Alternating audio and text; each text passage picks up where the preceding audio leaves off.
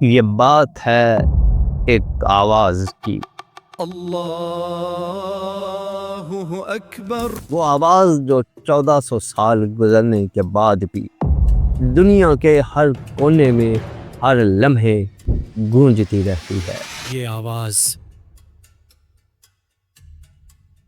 یہ قیامت تک گونجے گی۔ یہ بات ہے اس آواز کے پیچھے چھپے ہوئے انسان کی، یہ بات ہے اس غلام کی جس کی سسکیوں کو مکہ کے سردار اپنے کہوں میں دبا دیا کرتے تھے۔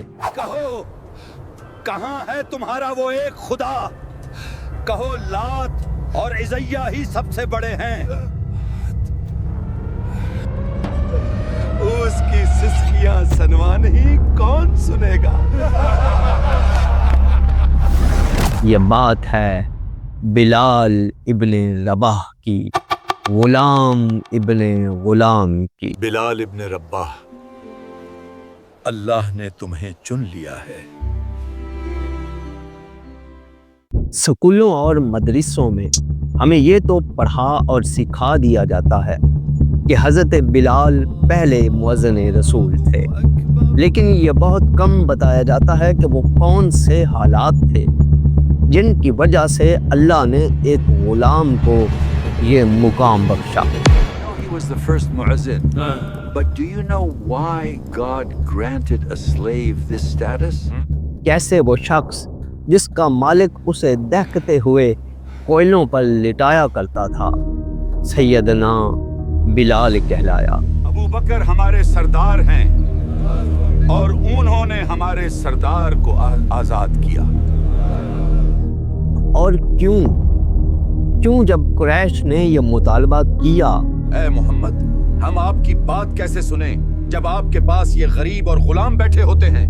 پہلے انہیں ہٹاؤ والآخر۔ تو اللہ نے اپنے پیارے نبی پر وحی کر دی۔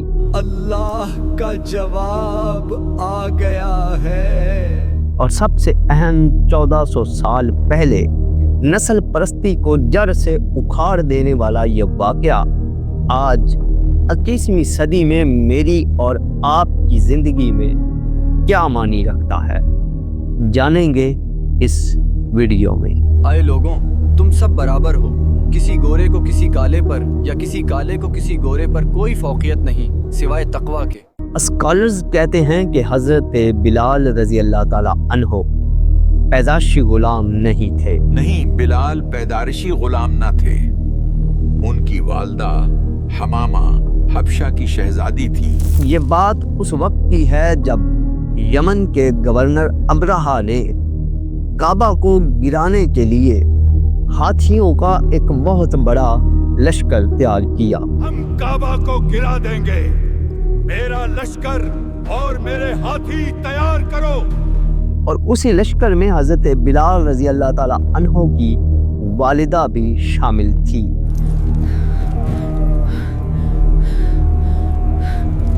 جب اللہ نے ابابیلوں کے ذریعے اس لشکر کو تباہ کیا تو جو لوگ زندہ بچے انہیں مکہ والوں نے قیدی بنا لیا اور غلام کے طور پر بیچ دیا۔ یہ ابراہا کی فوج کے باقیات ہیں، انہیں غلام بنا کر بیچ دو۔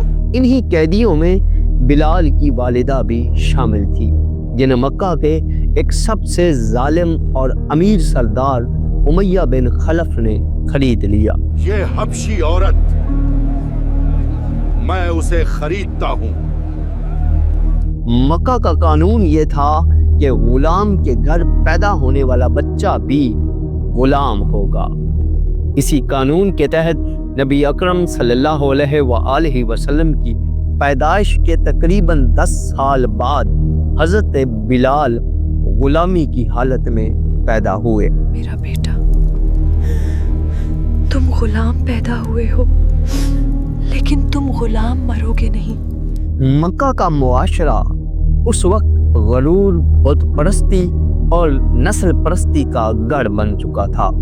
وہ کالے رنگ کو حقارت سے دیکھتے۔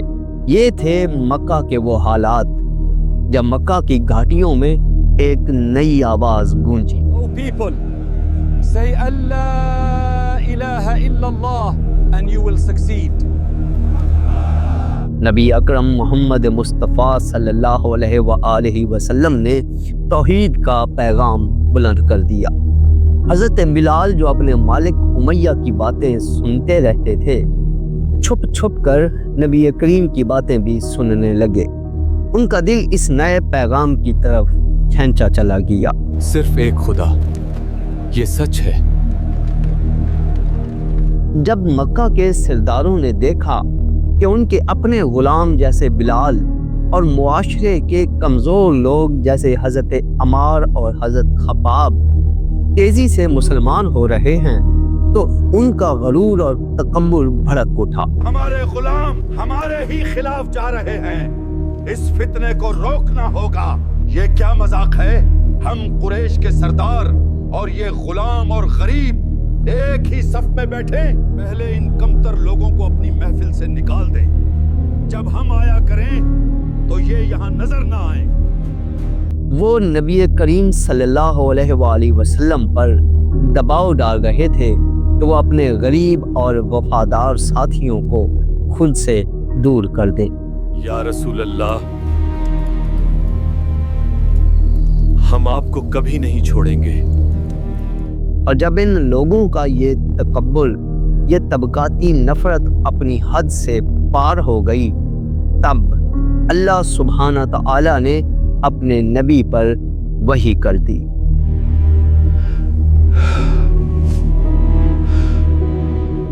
یہ ہے وہ مقام جس کا براہ راست تعلق حضرت بلال اور ان جیسے صحابہ کرام سے ہے۔ اللہ نے فرمایا وَلَا تُطْرِدِ الَّذِينَ يَدْعُونَ رَبَّهُمْ بِالْغَدَاةِ وَالْعَشِيِّ يُرِيدُونَ وَجْهَهُ، اور ان لوگوں کو اپنے پاس سے مت ہٹائیے جو صبح و شام اپنے رب کو پکارتے ہیں اور صرف اسی کی رضا چاہتے ہیں۔ بلال، تم ہم میں سے ہو۔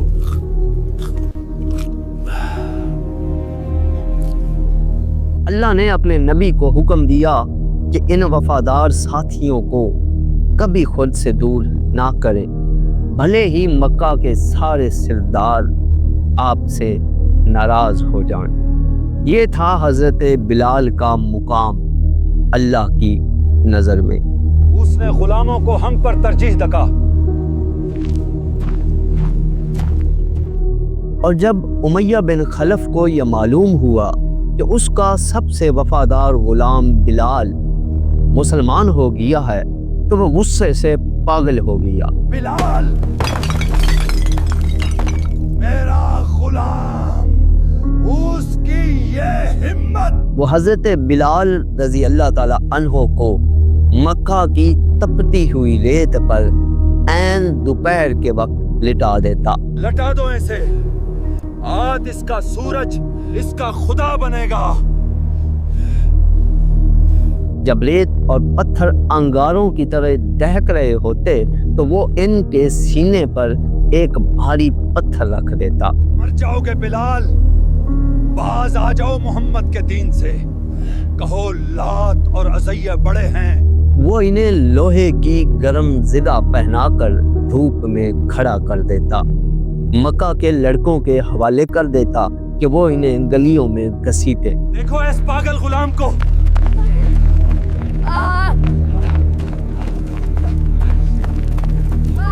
مگر اس غلام کے ہونٹوں پر، جس کی دنیا میں کوئی حیثیت نہیں تھی، صرف ایک ہی نعرہ تھا، آہد آہد آہد آہد۔ یہ صرف ایک لفظ نہیں تھا، یہ ایک اعلان تھا، اعلان جنگ تھا، ایک بغاوت تھی۔ یہ مکہ کے 360 بتوں کے خلاف اعلان جنگ تھا۔ یہ اعلان تھا کہ تم سب جھوٹے ہو، میرا رب صرف ایک ہے۔ ایک خدا، میں تمہیں اور تمہارے ایک خدا کو مٹا دوں گا۔ اور ایک دن حضرت ابو بکر صدیق وہاں سے گزرتے ہوئے یہ سارا منظر دیکھتے ہیں۔ یہ منظر دیکھ کے حضرت ابو بکر صدیق رضی اللہ تعالی عنہ کا دل کانپ کے رہ گیا۔ یا اللہ، ये कैसा जुल्म है? انہوں نے امیہ سے کہا تمہیں خدا کا خوف نہیں آتا امیہ؟ اے امیہ، تجھے اس بے زبان پر ظلم کرتے ہوئے خدا کا خوف نہیں آتا؟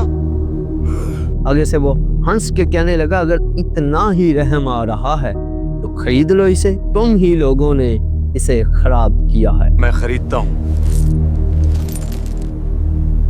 बताओ क्या कीमत लोगे? امیہ نے منہ مانگی قیمت وصول کی۔ حضرت ابو بکر صدیق نے فوراً وہ قیمت ادا کی اور حضرت بلال کو آزاد کر دیا۔ बिलाल, जज से तुम आजाद हो। तुम अल्लाह के लिए आजाद हो।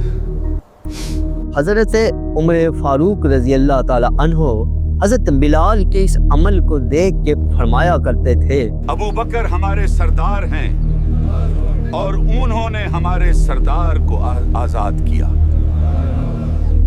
چلیے اب اس واقعے کو سنماٹک انداز میں ذرا آسان طریقے سے سمجھتے ہیں۔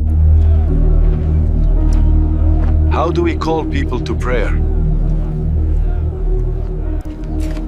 جب مسلمان ہجرت کر کے مدینہ پہنچے اور مسجد نبوی تعمیر ہوئی تو یہ سوال اٹھا کہ لوگوں کو نماز کے لیے کیسے بلایا جائے۔ کسی نے گھنٹی کا مشورہ دیا، کسی نے آگ جلانے کا مشورہ دیا۔ ایسے میں ایک صحابی عبداللہ بن زبید کو خواب میں اذان کے کلمات سکھائے گئے۔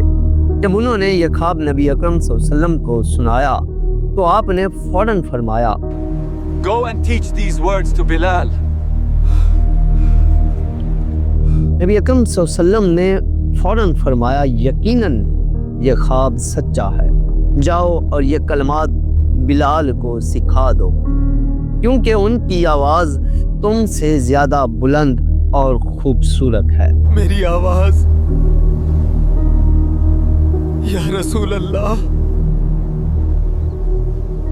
اب سوچیں ذرا، وہ آواز جسے مکہ میں عہد عہد کہنے پر دبایا جا رہا تھا، اللہ نے اسی آواز کو اسلام کے سب سے بڑے اعلان یعنی اذان کے لیے منتخب کر لیا۔ یہ بلال کی آواز ہے، اللہ نے اسے چن لیا۔ ہجرت کے 2 سال بعد بدر کی جنگ ہوئی۔ اسی جنگ میں حضرت بلال کا سابق ظالم مالک امیہ بن خلف کافروں کی فوج کا کمانڈر بن کے آیا۔ جنگ کے دوران جب امیہ بن خلف قیدی بننے لگا تو حضرت بلال کی نظر اس پہ پڑ گئی۔ امیہ بن خلف، یہ رہا کفر کا سرغنہ امیہ بن خلف۔ آج یا یہ زندہ رہے گا یا میں۔ اور اسی دن اسی میدان میں حضرت بلال اور دیگر صحابہ کے ہاتھوں ان کے اس ظالم مالک کا خاتمہ ہو گیا۔ اللہ نے دنیا میں ہی مظلوم کا بدلہ ظالم سے لے لیا۔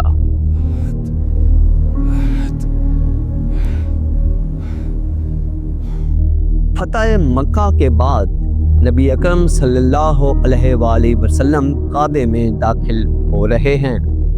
8 سال کے بعد مکہ فتح ہو چکا ہے اور نبی اکرم صلی اللہ علیہ وآلہ وسلم نے تمام 360 بتوں کو توڑ دیا۔ آ گیا اور باطل مٹ گیا، بے شک باطل مٹنے ہی والا تھا۔ اب نماز کا وقت ہے اور ہزاروں کا مجمع۔ وہی مکہ کے سردار جو بلال کو کالا حبشی غلام کہتے تھے آج سر جھکائے کھڑے تھے۔ آج محمد کا اختیار ہے۔ نبی اکرم صلی اللہ علیہ وآلہ وسلم نے حضرت بلال کی طرف دیکھا اور حکم فرمایا اے بلال، کعبہ کی چھت پر چڑھو اور اذان دو۔ اے بلال کعبہ کی چھت پہ چڑھو اور اذان دو۔ کعبہ پر میں ایک سیاہ فام سابق غلام اللہ کے گھر کی چھت پہ کھڑا ہے اور ہزاروں قریشی سرداروں کے سامنے توحید کا اعلان کر رہا ہے۔ اللہ اکبر، صرف ایک اذان اور طبقاتی نظام نہیں تھا، یہ نسل پرستی کے تابوت میں آخری کیل تھا۔ یہ اعلان تھا کہ اسلام میں عزت کا معیار رنگ، نسل یا پیسہ نہیں، بلکہ صرف تقویٰ ہے۔ ایک حبشی غلام کعبہ کی چھت پر۔ یہ کہانی ایک آئینہ ہے جو ہماری حقیقت ہمیں کو دکھاتا ہے۔ آج 1400 سال کے بعد بھی ہم نے اپنے دلوں میں اس امیہ بن خلف کو کہیں نہ کہیں زندہ رکھا ہوا ہے۔ تمہاری اوقات کیا ہے میرے سامنے بات کرنے کی؟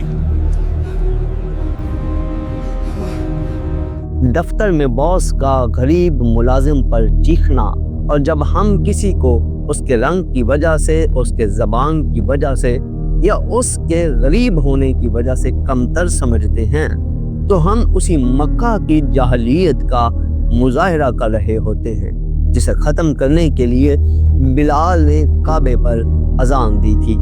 جب ہم اپنے گھر میں کام کرنے والے کو چھوٹا سمجھتے ہیں، جب ہم کسی خاک روب کو حقارت سے دیکھتے ہیں، جب ہم رشتہ کرتے وقت گورا رنگ تلاش کرتے ہیں، تو ہم نبی اکرم صلی اللہ علیہ وآلہ وسلم کے اس پیغام کی مخالفت کر رہے ہوتے ہیں۔ حضرت بلال کی زندگی ہمیں یہ سبق سکھاتی ہے کہ آپ کا بیک گراؤنڈ، آپ کی ڈگری، آپ کا بینک بیلنس، آپ کا رنگ اللہ کی نظر میں کوئی معنی نہیں رکھتا۔ اگر آپ کے دل میں عہد پر یقین ہے، اگر آپ کے دل میں تقویٰ ہے، تو اللہ آپ کو وہ مقام دے گا کہ دنیا کی سب سے محترم عمارت کعبہ بھی آپ کے قدموں کے نیچے ہوگی۔ جب نبی اکرم صلی اللہ علیہ وسلم اس دنیا سے تشریف لے گئے تو حضرت بلال ٹوٹ کے رہ گئے، ان سے مدینے میں رہا نہیں گیا۔ یا رسول اللہ، آپ کے بغیر یہ مدینہ۔ وہ مدینہ چھوڑ کے شام چلے گئے۔ میں یہاں نہیں رہ سکتا، مجھ سے اذان نہیں دی جائے گی۔ اور انہوں نے اذان دینا بند کر دیا۔ وہ کہتے تھے جب میں اشہد ان محمد پہ پہنچتا ہوں تو میرا گلا روند جاتا ہے، میں اپنے نبی کا نام ان کے بغیر لے ہی نہیں سکتا۔ یہ تھی ایک غلام کی اپنے آقا سے محبت۔ بلال، میں نے جنت میں تمہارے قدموں کی آہٹ سنی۔ امید ہے کہ یہ بات آپ کو سمجھ آ گئی ہوگی۔ اگر آپ بھی یہ سمجھتے ہیں کہ دین کو صرف رسم و رواج نہیں بلکہ ایک مکمل ضابطۂ حیات کے طور پر سمجھنے کی ضرورت ہے، تو آئیے ہمارے اس مشن کا حصہ بنے۔ جس طرح ہم نے یہ ساری معلومات مستند کتابوں جیسے صحیح بخاری، سنن ابی داؤد، طبقات ابن سعد اور الرحیق المختوم سے اکٹھی کی ہیں۔ ہمارا مقصد ہے کہ ہم دین کو اسی آسان اور سنماٹک انداز میں پیش کریں تاکہ ہماری آنے والی نسلیں اسے فخر سے سمجھ سکیں۔ اور یاد رکھیے، we are the builders of the آخرت and this is the place where we build it۔ خدا حافظ۔